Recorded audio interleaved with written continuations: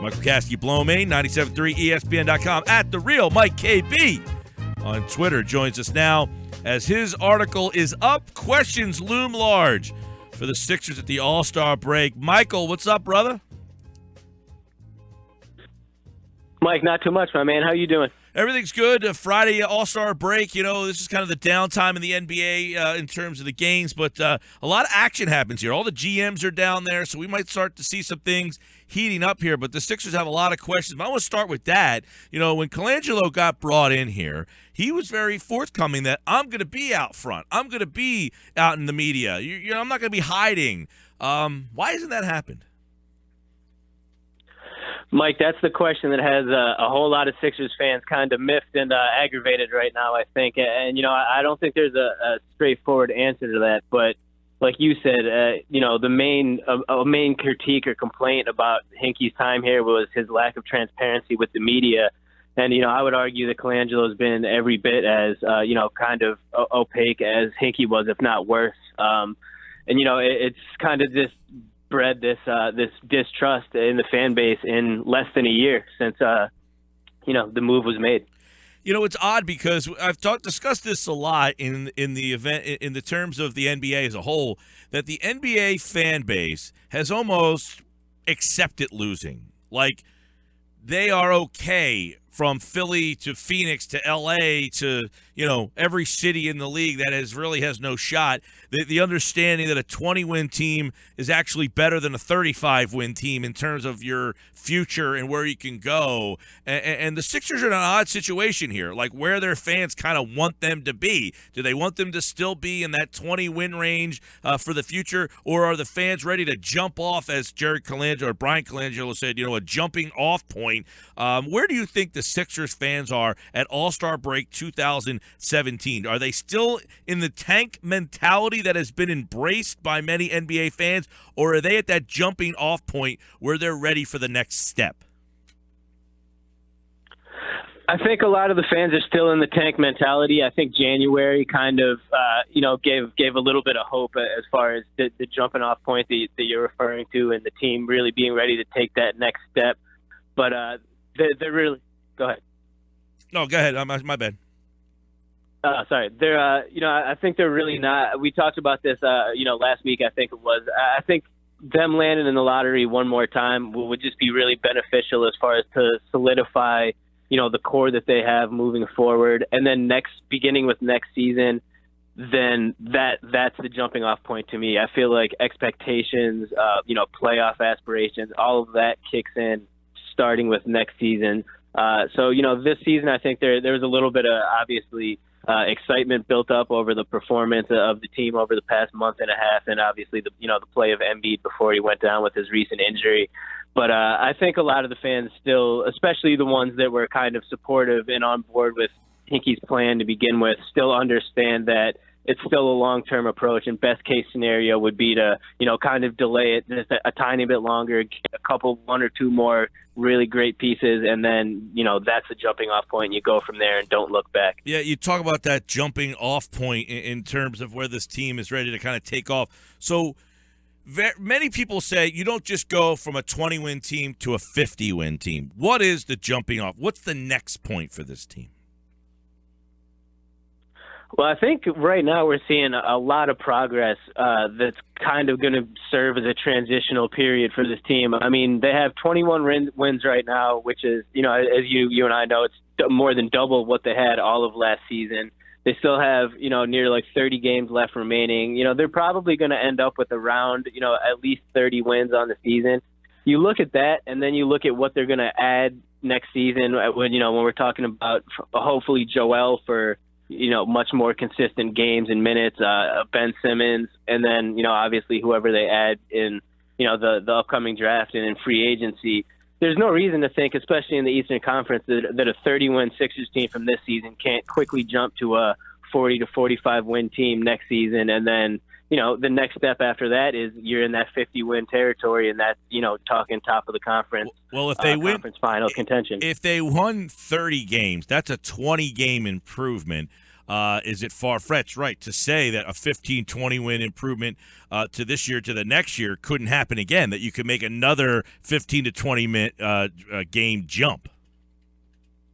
Yeah, right. And honestly, I think there's no reason not to think that, considering the talent level that they're going to be adding this offseason from, Simmons to the other guys. There's no reason to think that a similar jump, maybe not quite as substantial considering how low they started from. I think it's easier to go from 10 wins to 30 wins than it would be to go from 30 to 50 just because the starting point's so low.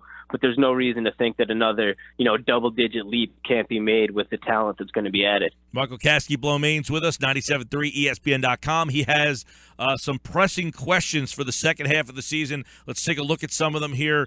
Number one, I think everybody wants to know, when will Jahlil Okafor be traded? That's the question, obviously, right now that I think kind of at the forefront of, the Sixers fan base's mind, considering the plethora of reports that came out last week and then him obviously being held out from a couple of games. I said in that article, it seems at this point, I really don't know how you can go back in a long-term manner. I mean, it feels like his days here are numbered, and it's really just, they have a week from yesterday is the trade deadline, and it just seems like a matter of when and where rather than, is he going to be around? I think it would be a very strange situation to see him, remain on this team past the trade deadline. All right. That is next, Thursday, the NBA trade deadline? Is that Thursday, 20? Yeah, Thursday, 3 p.m. Okay, we'll be all over that. Thursday, Of course, 23rd. Number two. Now, this one's interesting. Will Joel Embiid play again? In a ESPN radio interview that will air tomorrow, we had it today, that audio. He says in that interview, not only does he hope to play, but he wants to play in back-to-back games. He says, I don't want to go into next year not knowing what my body feels like after playing in back-to-back games. So it sounds like Joel not only wants to play, but he wants to play, pretty heavy, because the question was asked to him, Michael, hey, Patrick Ewing won the Rookie of the Year, but he played 50 games. Can you get to 50? And he's at 31. They have 26 left. He would have to play in 19 of those games to get there. He thinks he can get there. So that's a little bit surprising, but also encouraging. So when will Joel Embiid play? What I've heard from, the team and obviously what he said publicly, it seems if, barring any setbacks, if, he's able to practice and be good to go, hopefully we'll see him on the floor a week from tonight when the Sixers face the Wizards. And as far as him getting to 50 games, I think it's doubtful just based off of the organizational approach, not necessarily anything that Joel can control one way or another. I just don't see him, logging that many minutes in game time in the back half of the season, especially considering that he's missed 14 basically in a row here in the middle of the season. I just feel like that would be a pretty big jump for him to have to make. So I don't think he'll get to 50, but hopefully as long as everything goes smoothly, he will be back out on the court sooner than later. He lost me a steak dinner. I had him at 55 for the year. He's probably going to fall a little bit short of that. But it was encouraging to see. Now, he could say, I want to play in back-to-backs, but that doesn't mean that they're going to let him play in back-to-backs. And I would anticipate, he said They have 5 more that they have the rest of the year. So you would probably say there's at least 5 games he's going to miss there, unless there's some way, somehow, Michael, that he can convince them to let him try it one time. I don't think that would be a bad thing either. Kind of like he said, next season, it would be kind of, there's no reason not to, assuming he's healthy, to just at least get him that experience one time so he knows, physically and mentally what it's like to have to go on 2 nights in a row, and it's not something that'll be new to him next season. If he's healthy, I definitely don't expect him to do it, multiple times, but if he's good to go enough, I would say just to even get him, if he doesn't even get up to the full 28 minutes in the second game, even if he just got 20, to just have him be mentally and physically prepared 2 nights in a row, I think would be a solid step for his, to kind of just get out of the way of this season. All right, Embiid to Simmons. A lot of reports about Simmons. Fill the people in on some of the reports out there and your opinion on whether or what those reports mean in terms of him playing this year. Yeah, well, it's interesting because a lot of the reports seem to be kind of contradictory as far as to his status and whether or not he's fully healed or not fully healed. It seems that both sorts of reports have come out in the past couple weeks. As I'm sure you saw and I think touched on earlier with Alex, the Sixers released a statement yesterday via Brian Colangelo about Ben Simmons' recovery that, did not include a return date. It included a date for his next scheduled CT scan, which is on, next Thursday, the trade deadline. And they say at which point the team is going to go from there. So that's the furthest information we have from the team. At that point, it leads me to believe when I see that from the team without a date still set in stone at this point in the season and another, doctor visit scheduled for next week, I don't think he's going to. I think that kind of says that he's not going to play this season. It would require a quick turnaround considering he hasn't played, 5-on-5 at full speed with the team yet. It's still a fluid process. It just seems like that it's trending in the direction of him not playing this season, which, I think was something that some people had suspected could be a possibility from the beginning. But it's just kind of been the way that the information has come out that I think has some people kind of miffed at the situation. How much of that do you think is Simmons' side? Could his contract say he gets bonuses for being a rookie of the year or making an all-star game as a rookie or being in the rookie skill? I mean, is that something that's a possibility? I think so. I think it's something that at least has to be talked about. I don't think you can completely brush aside the reports that came out when the injury first occurred that, Rich Paul, his agency and representation wanted to hold him out at that point for the entirety of the season for, whatever reasons they had. I don't think you can completely write those off, considering what it looks like it's trending to. So I think that's certainly a possibility. I think from Ben's side himself, he wants to play.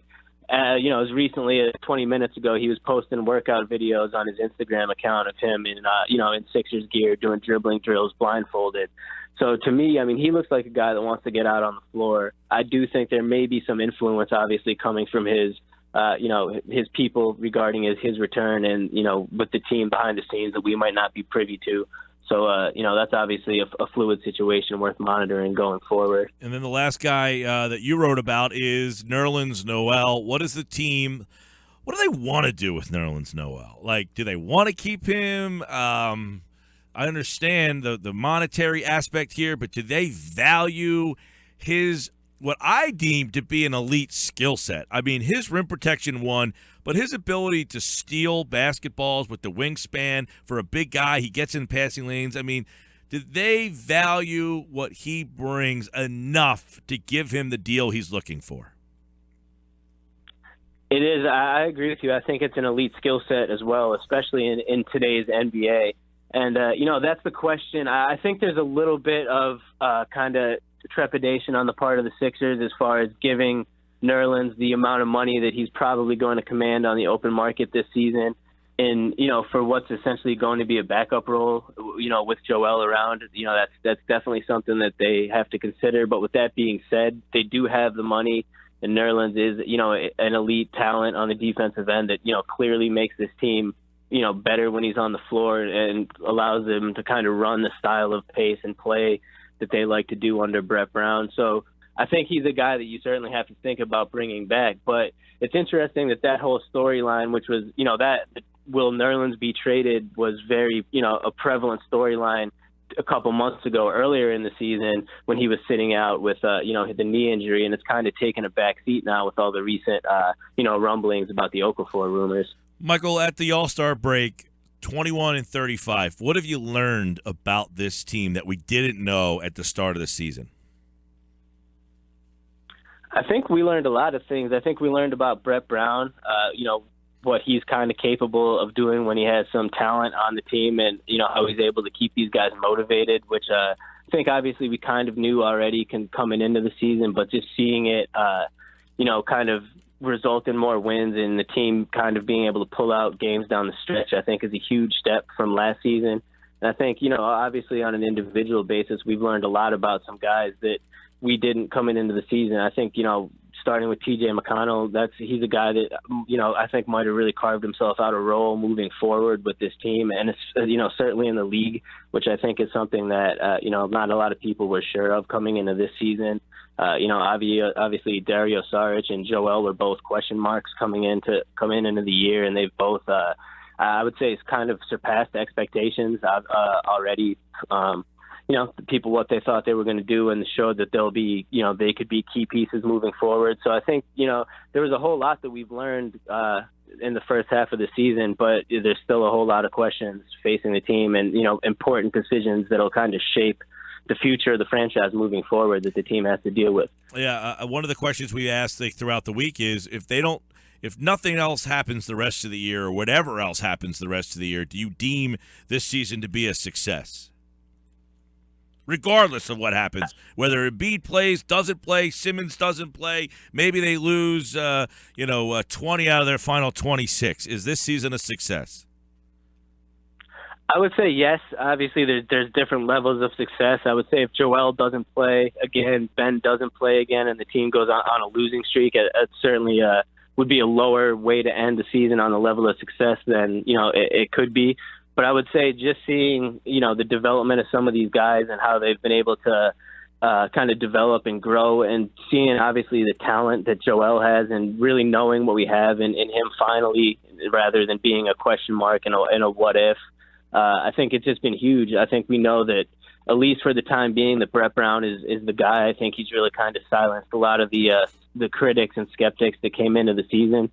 So I think, overall, there's, things could have gone better, especially recently in the, kind of the media relations department between the team and the fan base and whatnot.